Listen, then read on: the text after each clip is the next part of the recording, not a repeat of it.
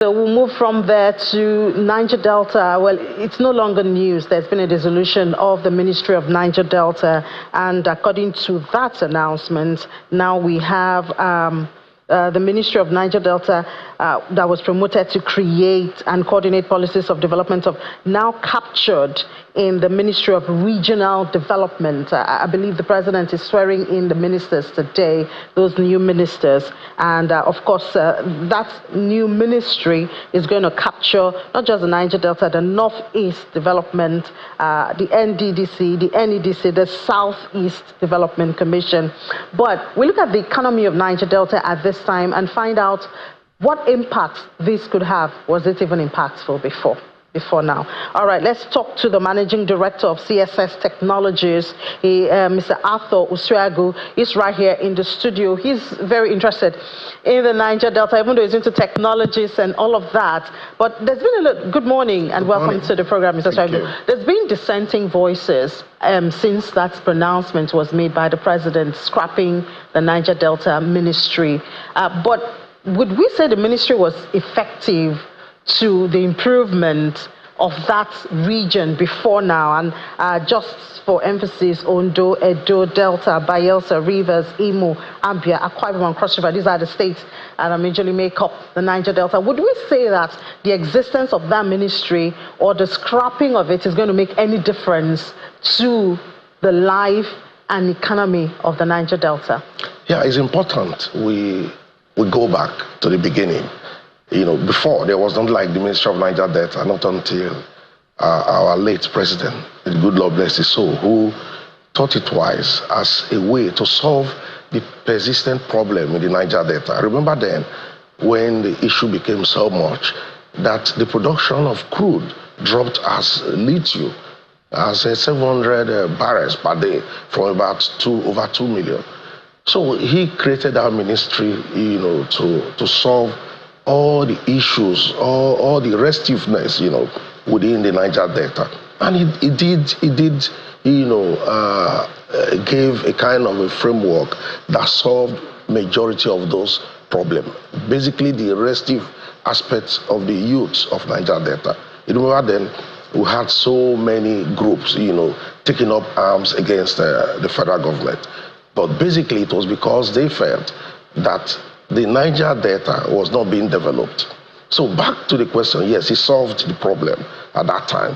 And whether they were able to take it to the bottom line, because I agree that not all the problems within the Niger Delta as regards to, you know, petroleum industry cannot be solved within a day. But the creation of Niger Delta was a very, very good move on the part of the Yar'Adua government to ensure that at least people were brought back to the table and dialogue, you know, continued. And to a large extent, it did solve the problem. So now we're going to have all of that, both for the Southeast, for the Northeast, captured under the regional Ministry of Regional Development. Do we still see that continuing to solve the problem? I don't believe so, because the Ministry of Niger Delta gave Niger Deltans a kind of a sense of belonging. It gave them the belief. But we have NDDC. We know. NDDC was just a subset of it. It was just an MDA, so to say, existing under the Ministry of Niger Delta. So the Ministry of Niger Delta was like the umbrella, you know, making sure that everything is coordinated. But what has happened now, I'm sure you must have seen reactions from the Niger Delta area, you know, opposing this recent move of our president. So I believe scrapping it or subsuming the Ministry of the Niger Delta, so to say, under a kind of a regional framework, will not be viewed by people of the Niger Delta as the government is taking serious steps in terms of, you know, solving their problem. We have the Northeast Development, we have the South, there's so many of them coming in under the regional stuff by the new, by the administration. What has happened now is that people of Niger Delta will feel so pained, will feel so betrayed based on these recent change, that they will have a feeling that the government is no longer taking the aspiration of the Niger Delta as serious as the former government of Sheikh Musa Yar'Adua, blessed memory. But Mr. Swago, let's remember that we have other parts, in the country that also want attention. And we are talking about reducing the cost of operations of the government. If all of this, it's not as if they're scrapping the NDDC, which is supposed to focus on developmental issues in the region. Of course, the Northeast also have their own requests. That's why we also now have the Southeast and all of that. So shouldn't we be more considerate of the bigger entity, which is Nigeria, and the sentiment of other, people, other parts, other regions of the country? No, the Niger Delta is the goose that is laying the golden egg. And if Niger Delta sneezes, it's going to affect our economy seriously. We are saying that our economy today is in dire straits and we're having difficulties, pulling back the economy from where it is. Now, if we take steps to create another trouble for this government, it's going to be too many kettle of fish to handle.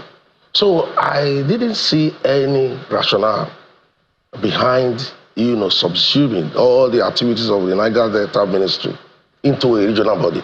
The North-East Development Commission can stand on its own.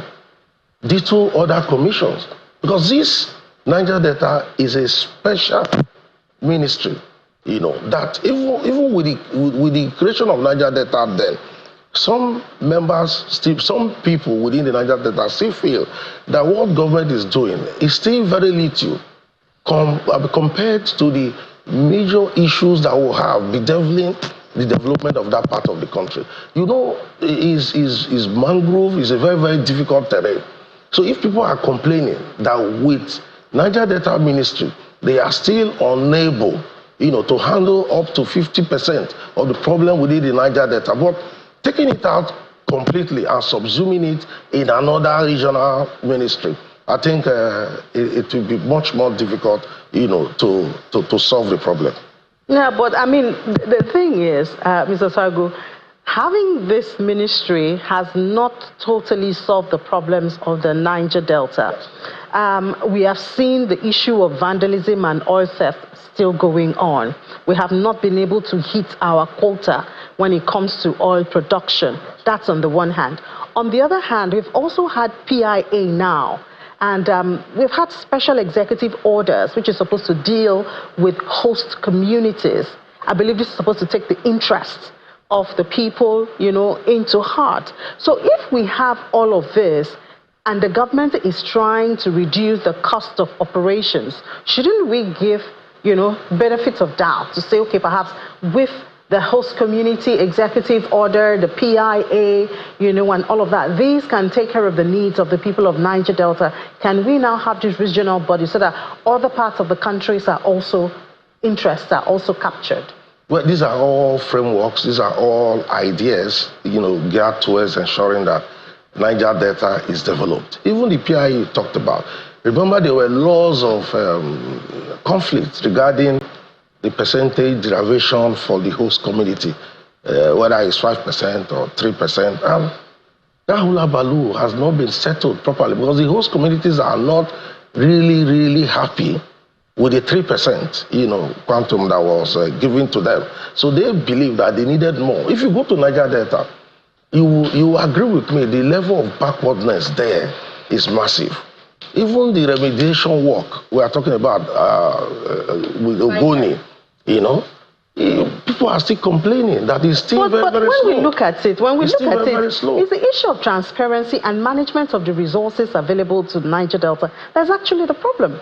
Sometimes when you hear how much is being sent there, is being voted there, but ends up with the elders, the community. So is the solution really creating ministry, or is actually bringing a system that is transparent in the management of resources at the end of the day? Yeah, I know. I can't hold brief for the governors who are the one handling, all the revenue accruing from 30% derivation and so many of them. But the Ministry of Niger Delta was a direct approach methodology by the federal government to say to the Niger Delta, we feel your pain. We have decided to do this for you. And that actually solved the problem. It solved the problem, even if it's psychological. But what is happening now, removing that ministry or subsuming it in another regional integration ministry or so, gives the Niger Delta people the feeling that, oh, this government no longer think about us.